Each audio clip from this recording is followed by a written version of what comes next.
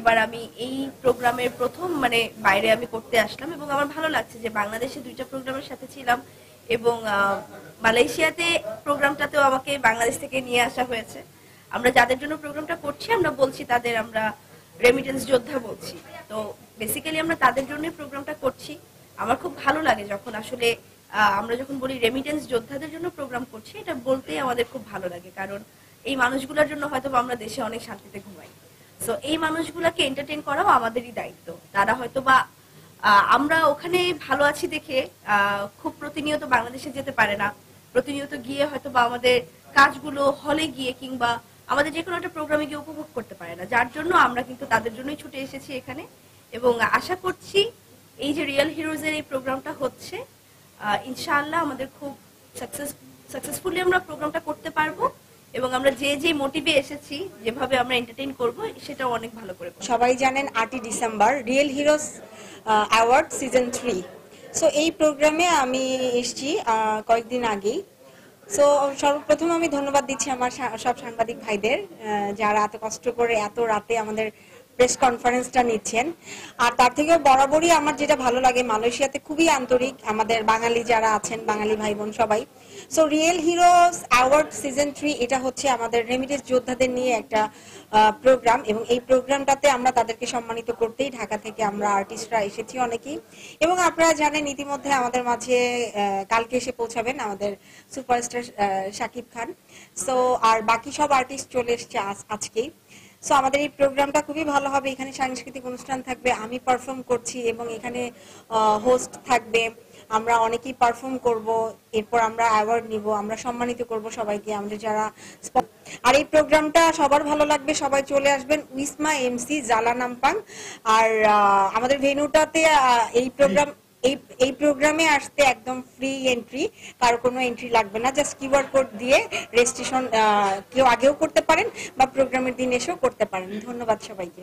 আমরা যে যে প্রফেশনেই আছি না কেন, আমাদের সবাই আমরা চাই যে আমাদের কাজের স্বীকৃতি পেতে, ভালো কাজের স্বীকৃতি পেতে সবারই ভালো লাগে এবং আরো বেশি ভালো কাজ করার উৎসাহ পাওয়া যায় সেই জায়গা থেকে। তো যারা আসলে রেমিটেন্স দিয়ে সরকারকে সহযোগিতা করে যাচ্ছে, তো তাদেরকে সম্মাননা দিতেই আমরা সুদূর বাংলাদেশ থেকে এসেছি এবং আমি বিশেষ করে প্রথমবারের মতো মালয়েশিয়া এসেছি এবং এত সুন্দর একটা অনুষ্ঠানের মাধ্যমে আমি এসেছি, যেটা আমার জন্য ভীষণ চিরস্মরণীয় হয়ে থাকবে। এবং আসলে গানের প্রোগ্রাম আমরা অনেক করি, কিন্তু আমাদের ভালো লাগার কিছু জায়গা থাকে, সেই জায়গা থেকে এই প্রোগ্রামটা আমার মধ্যে একটা অন্যরকম জায়গা করে নিয়েছে। শুধুমাত্র আমরা প্রবাসীদের সম্মানার্থে আপনাদের যারা বিদেশে বৈধ পথে রেমিটেন্স পাঠাচ্ছেন তাদেরকে উদ্বুদ্ধ করা আমাদের একটা দায়িত্বের মধ্যে পড়ে, বা আমরা সেটা করি আর কি, সেটা গ্রহণ করতে চাই আর কি, সেটা প্রচার করতে চাই আমাদের সঙ্গীতের মধ্য দিয়ে বা আমাদের পারফরমেন্সের মধ্যে দিয়ে মেসেজটা আমরা পৌঁছাতে চাই। এটাই আমাদের মূল। আমরা সবাই জানি আমরা এখানে remittance fair real heroes award season 3 তে এসেছি। তো এই অনুষ্ঠানটা যেটা হয়, আমরা সচরাচর আমরা প্রত্যেকে দেশের বাইরে যাই নিজের দেশকে রিপ্রেজেন্ট করতে, কিন্তু আজ দেশের মানুষের জন্য এখানে এসেছি রেমিটেন্স যোদ্ধা, যাদের কারণে আসলে আমরা দেশে শান্তিতে ঘুমাচ্ছি। তারা বছরের পর বছর নিজের আত্মীয় স্বজন সকলকে ছেড়ে ঈদ, পূজা, পার্বণ সবকিছুতে একাই এখানে থাকেন। তো তাদের পরিবারের একজন সদস্য হয়ে আমরা সবাই এখানে এসেছি তাদেরকে উৎসাহ জাগাতে, যাতে তারা মনে না করে যে তারা একা। আমরা প্রত্যেকেই তাদের সাথে আছি, ছুটে এসেছি।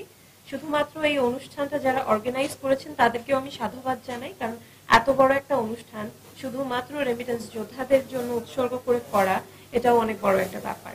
আমরা প্রত্যেকে এখানে এসেছি নিঃস্বার্থভাবে, শুধুমাত্র নিজেদের ভালোবাসা এবং অ্যাকনলেজমেন্টটা জানানোর জন্য যে এখানে যে সকল মানুষেরা, বাঙালি ভাইয়েরা, বোনেরা, মায়েরা আছেন, সবাই কেউ একা নন, তাদের সাথে আমরা সবসময় আছি, তাদের কষ্টকে আমরা মূল্যায়ন করি এবং ভবিষ্যতেও তাদের সকল রকম কষ্টকে আমরা সম্মান জানাই। আসলে যারা প্রবাসে থাকে আমাদের ভাই বা বোনেরা, তারা অনেকটা আমাদের বাবার মতো।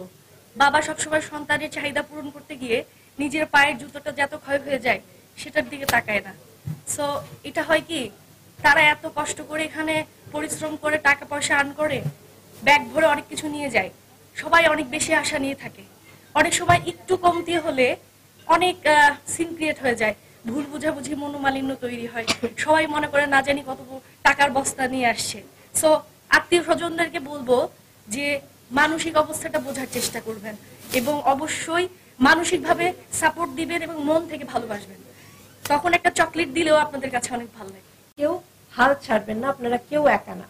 কখনো যদি অসুস্থ হয়ে নিজের মনে হয় যে না আমি এখানে একা আছি, না, আমাদের প্রত্যেকের দোয়াটা আপনাদের কাছে আছে, কারণ আপনার একজন মানুষের কষ্টের জন্য 7-8 জনের একটা পরিবার কিন্তু কেউ না কেউ বিদেশে থাকে, কষ্ট করে দেখেই কিন্তু দেশে শান্তিতে পরিবারটা চলে। এত সুন্দর একটা আয়োজনে আমাকে যুক্ত করার জন্য স্পেশাল থ্যাঙ্কস। এবং এই যে যারা রেমিটেন্স যোদ্ধা আছেন তাদের যদি আমি আমার পক্ষ থেকে, আমাদের পক্ষ থেকে যদি আমরা একটু আনন্দ দিতে পারি আমাদের পারফরমেন্সের মাধ্যমে, আমি মনে করবো যে আমরা আমাদের ইচ্ছাটা সফল হয়েছে বলবো। তো আমি